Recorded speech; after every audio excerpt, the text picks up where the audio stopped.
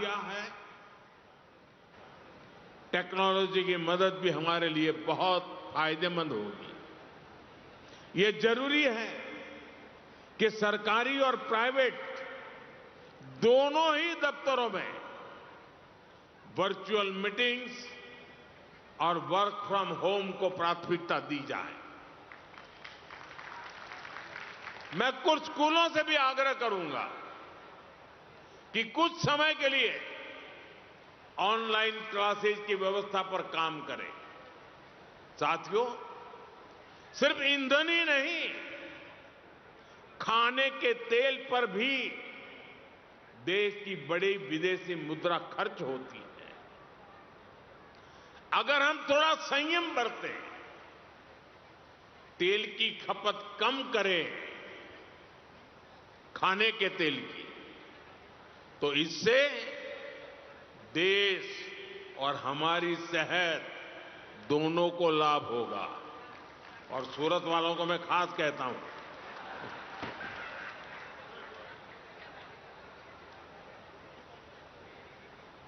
इसी तरह मैं आज समाज के सभी भाई बहनों से, मैं आपके परिवार का सदस्य हूं इसलिए आग्रह से कहता हूं, और इसमें तो आपको आगे आकर के मेरी मदद करनी पड़ेगी। सोने की आयात पर भी देश का बहुत बड़ा पैसा विदेश जाता है। मैं आप सबसे, देशवासियों से आग्रह करूंगा कि जब तक हालात सामान्य न हो, हम सोने की खरीद को टालें। गोल्ड की जरूरत नहीं है।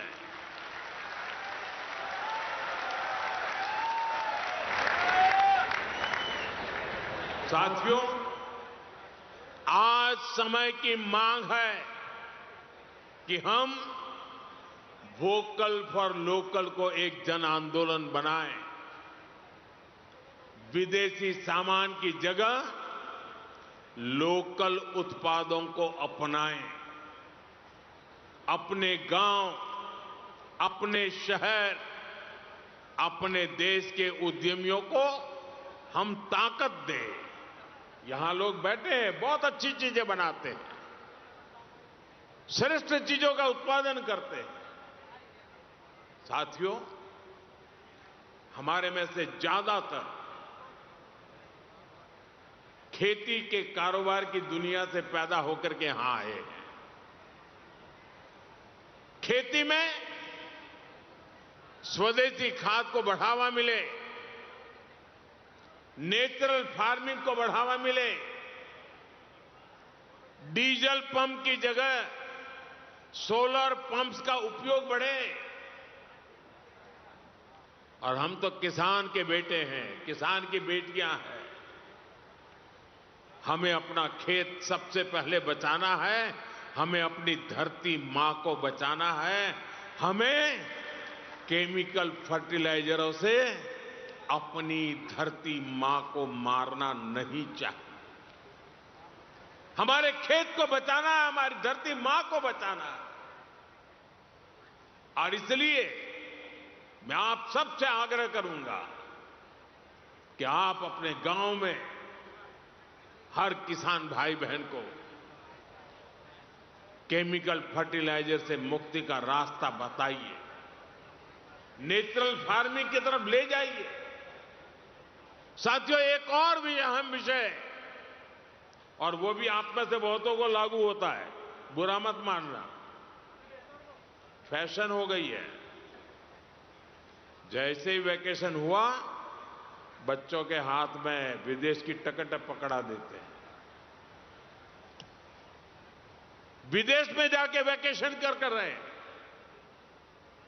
गर्मी की छुट्टियां आ रही हैं, आजकल विदेश घूमने, वहां पर डेस्टिनेशन वेडिंग, ये मैं यहां से बहुत से लोग हैं, अब मुझे निमंत्रण नहीं भेजते हैं, पहले भेजते थे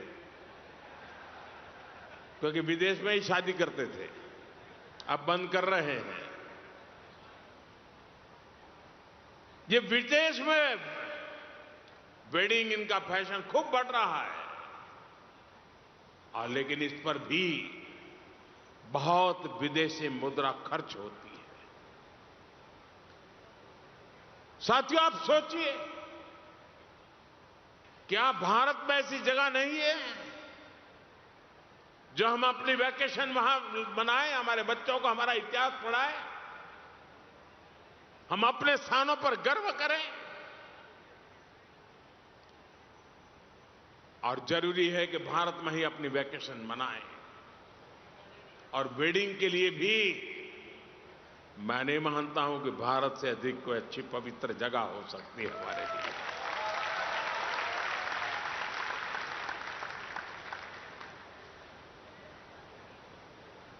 जब यहां वेडिंग करते हैं ना, तो हमारे पूर्वजों की मिट्टी भी हमें आशीर्वाद देती है।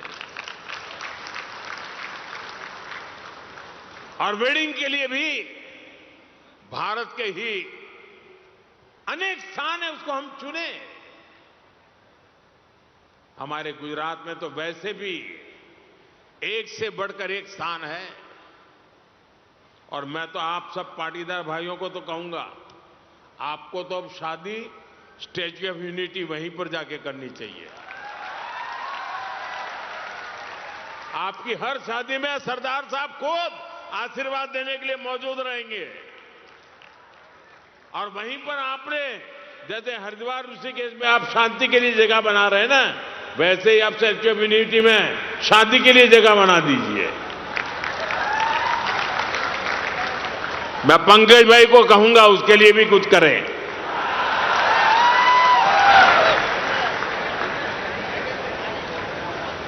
जैसे हाल के वर्षों में सरदार साहब के स्टैच्यू ऑफ यूनिटी, हमारा एकता नगर पर्यटन का इतना बड़ा केंद्र बनकर उभरा है कि हम ये तय कर सकते हैं, हम ज्यादा से ज्यादा लोगों को स्टैच्यू ऑफ यूनिटी पर लेकर के जाएं।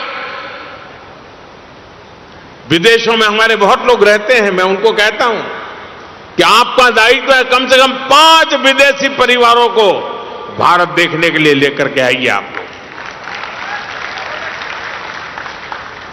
देश विदेश में हमारे संपर्क का कोई भी परिवार जो स्टैच्यू ऑफ यूनिटी नहीं गया है ना, उसको वहां ले जाने के लिए प्रेरित करें। हम उसे कम से कम एक ट्रिप के लिए मोटिवेट करें।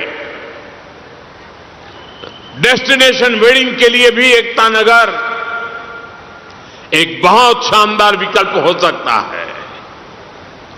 स्टैच्यू ऑफ यूनिटी में इतनी शानदार व्यवस्थाएं और गर्व है, दुनिया का सबसे ऊंचा स्टैच्यू, वो भी सरदार वल्लभ भाई पटेल का।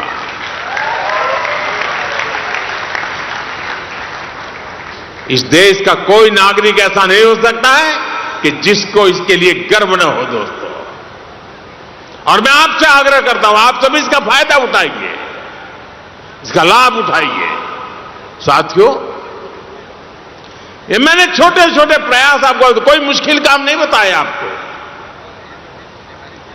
लेकिन आप मान के चलिए, ये छोटे प्रयास भले लगते सकते हो, लेकिन छोटे प्रयास भी जब 140 करोड़ लोग एक साथ संकल्प लेते हैं, 140 करोड़ लोग एक कदम आगे बढ़ते हैं इस दिशा में, 140 करोड़ कदम देश आगे बढ़ता है।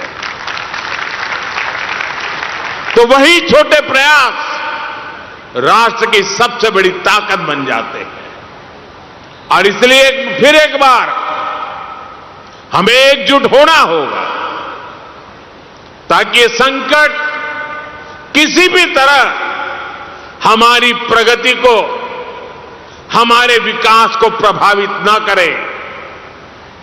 मुझे विश्वास है हम सब साथ मिलकर इन संकल्पों को पूरा करेंगे और देश को मजबूती देंगे। અને બીજી વાત એક ગગજીબેન મારે કરવી છે।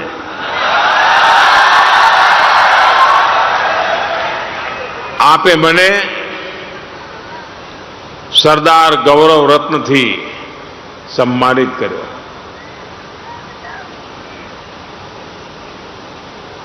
જે એવોર્ડ સાથે સરદાર સાહેબનું નામ જોડાયું હોય ને, ત્યારે જવાબદારી ઘણી વધી જતી હોય છે.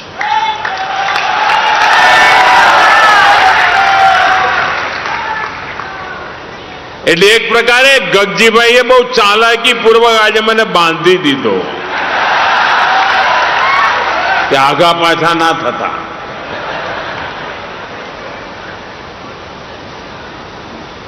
અને કદાચ મારા નસીબમાં લખાયેલું છે કે સરદાર સાહેબના જેટલે જે સપના હતા ને, એમણે શરૂ કરેલા જેટલા કામો હતા ને, એ બધા પૂરા કરવાનું મારા જ નસીબમાં આવ્યું છે.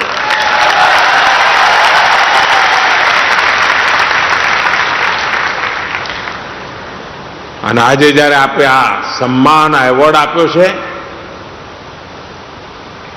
હું આપને વિશ્વાસ આપું છું કે સરદાર સાહેબના સપના પૂરા કરવામાં આપ સૌના આશીર્વાદથી મને જે કંઈ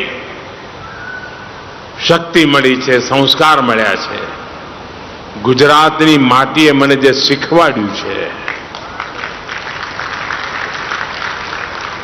એના ભરોસે હું કહું છું કે સપના પૂરા કરવા માટે મહેનતમાં હું કચાશ નહીં રાખું. Co-powered by Rajyog Paints. આનંદ. અને મારા સ્વભાવને ગુજરાત ભલી ભાંતિ જાણે છે. પાછા વળવાનું મને ફાવતું નથી.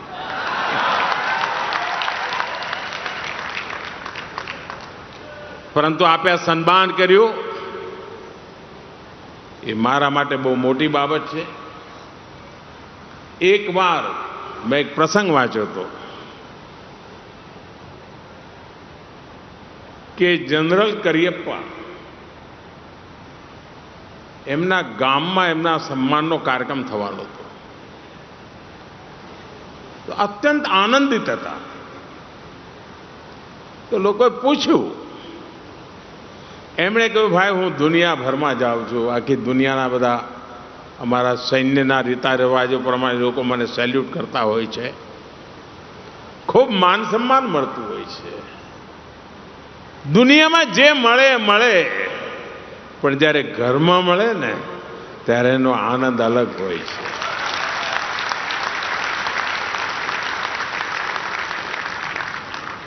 ભારતના પ્રધાનમંત્રીનું દુનિયામાં સન્માન થઈ રહ્યું છે, કારણ ભારત સામર્થ્યવાન થઈ રહ્યું છે. અને આજે જ્યારે ઘરમાં ઘરના દીકરાને ઘરના લોકો જ્યારે આશીર્વાદ આપે ને, ત્યારે કામ કરવાની શક્તિ ઘણી વધી જતી હોય છે. મારે માટે મારા પરિવારજનોએ આપે સૌએ આ સરદાર રત્નરૂપી જે આશીર્વાદ આપ્યા છે, એ બદલ હું આપનો ખૂબ ખૂબ આભારી છું અને આ ઋણનો સ્વીકાર કરું છું.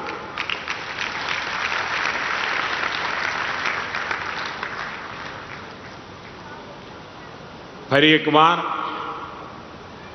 આપ સૌને જે સંકલ્પ લઈને તમે ચાલ્યા છો, જે સપના તમે લઈને ચાલ્યા છો, એના માટે ઈશ્વર તમને ખૂબ શક્તિ આપે.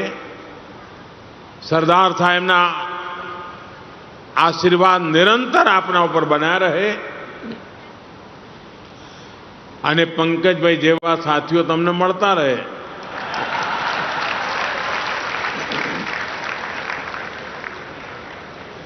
અહીંયા અમે ત્રણ એવા લોકો બેઠા છીએ કે જેનો વિશેષ નાતો છે. એક પંકજભાઈ, બીજા નરહરી અમીન, અમે બધા નવનિર્માણની ઓલાદો છીએ.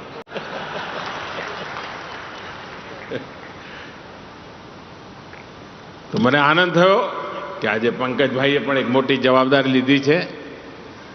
આપ સૌનો ખૂબ ખૂબ આભાર. જય સરદાર, જય સરદાર.